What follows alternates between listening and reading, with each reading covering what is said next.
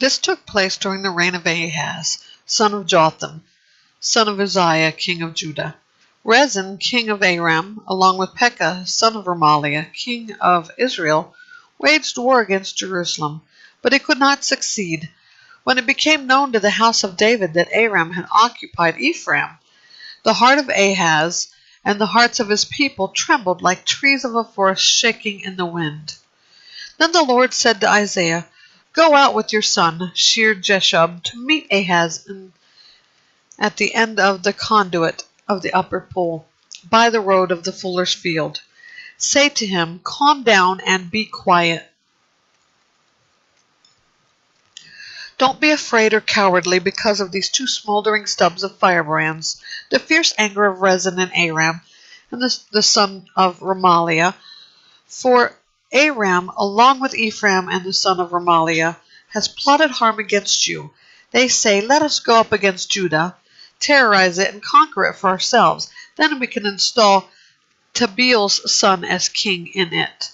This is what the Lord God says. It will not happen. It will not occur. The head of Aram is Damascus. The head of Damascus is Rezin. Within 65 years, Ephraim will be too shattered to be a people. The head of Ephraim is Samaria, and the head of Samaria is the son of Remaliah. If you do not stand firm in your faith, then you will not stand at all." Then the Lord spoke again to Ahaz. "Ask for a sign from the Lord your God, from the depths of Sheol to the heights of heaven." But Ahaz replied, "I will not ask. I will not test the Lord." Isaiah said, "Listen, house of David, is it not enough for you to try the patience of men? Will you also try the patience of God? Therefore the Lord himself will give you a sign. The virgin will conceive, have a son, and name him Emmanuel. By the time he learns to reject what is bad and choose what is good, he will be eating butter and honey. For before the boy knows to reject what is bad and choose what is good, the land of the two kings you dread will be abandoned. The Lord will bring on you, your people, and the house of your father, such a time as has never been since Ephraim separated from Judah. The king of Assyria is coming."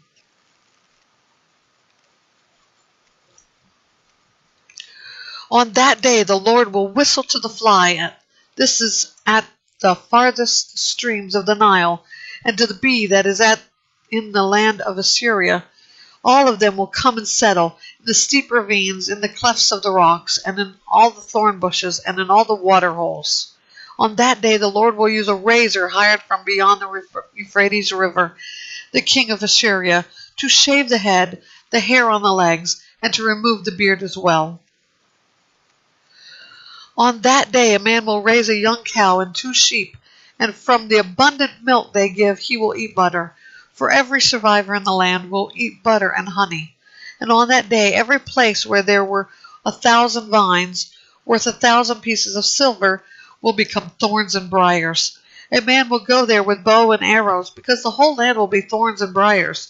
You will not go to all the hills that were once tilled with a hoe, for fear of the thorns and briars. Those hills will be places for oxen to graze and for sheep to trample.